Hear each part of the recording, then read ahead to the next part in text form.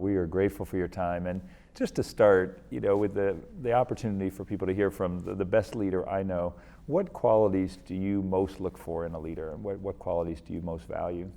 When I was a child, growing up under my strict father at a Naval Academy, we were taught that telling the truth was the most important. Because at the Naval Academy, they used to teach us that your subordinates won't trust you if they know you lie or mistake the truth. And my daddy would punish me most severely if I ever denied doing something that he knew I did or told a falsehood about one of my sisters or so forth. So telling the truth was very important too. You have led at obviously the highest levels and in so many spaces. What encouragement would you give to Habitat leaders who are trying to affect change in their communities with never enough resources and in a tough environment right now for housing? Any advice you would give them? Well, one of the best advices I ever got was from my high school teacher, Miss Julia Coleman, who told me you must accommodate changing times, which all of us have to do, but cling to principles that never change.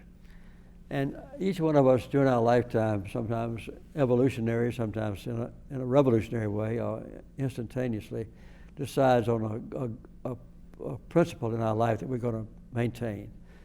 I think one of the most profound changes in my life was when I decided to put my religious beliefs into practice and combine my efforts with Habitat for Humanity.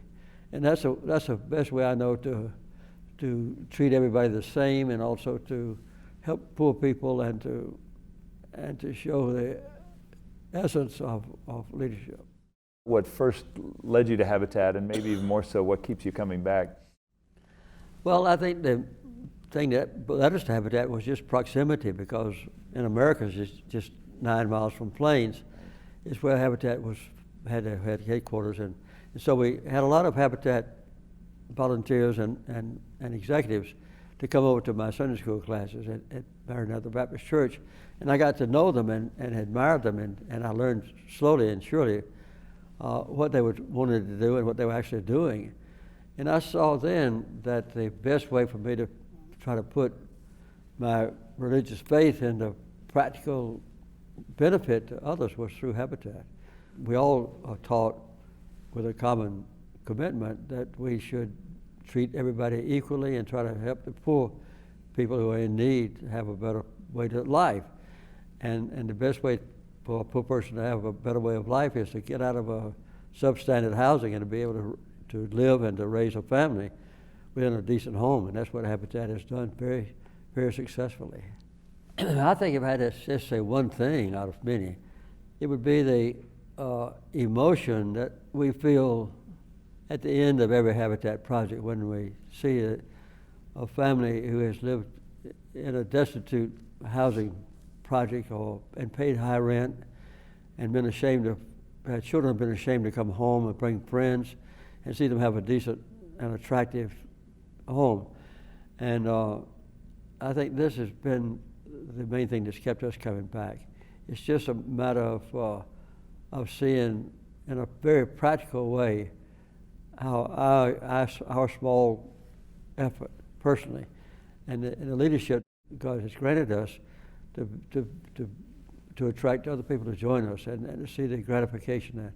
I've never been to a Habitat project yet where when I came home afterwards, I didn't feel that I got a lot more out of it than I put into it.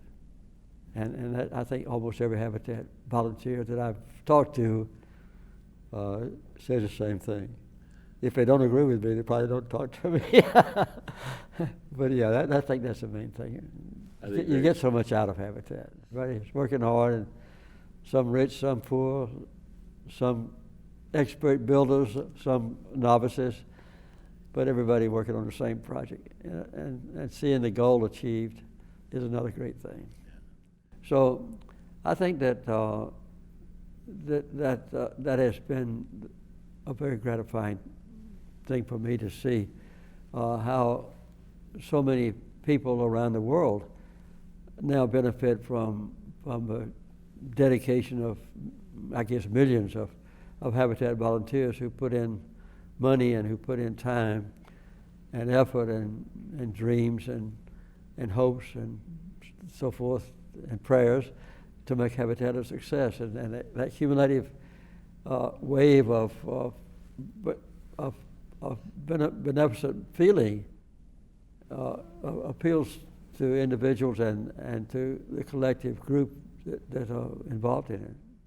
Thank you so much for the inspiration you are to me personally, to the Habitat family, and to the world, and so desperately in need of role models. But thank you for your continued service. Well, Jonathan, I think you're an inspiration to me too, and I might say all of the affiliates and the leaders around the world, including the United States, of course, are also a great inspiration to me. Amen. Thank you. Thank you, President Carter.